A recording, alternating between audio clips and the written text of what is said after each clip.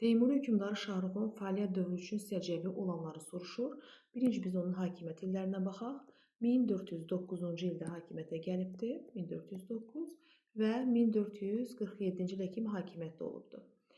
Səfəvi dövləti ilə diplomatik münasibətlərin qurulması Səfəvi dövləti 1501-ci ildə yaranıb və zaman olaraq uyğun gəlmir, çıxdıq.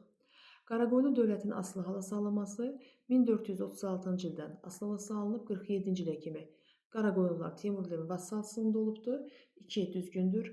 Dövlətin paytaxtının Yeni şəhərə köçürülməsi, bəli, Səmərqənddən Herat şəhərinə köçürülübdür. 3 doğrudur.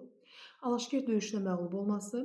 Alaşkert döyüşü 1421-ci ildə Qaraqoyunlu Qara İskəndər məğlub olur. Şahrux orada qələbə qazanır, 4-ü götürə bilmirik. Şirvanşahlar dövləti ilə hərbi ittifaqın bağlanması.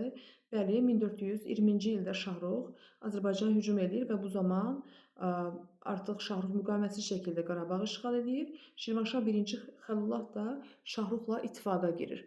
Cavabımız 2, 3 və 5. 2, 3 və 5 doğrudur.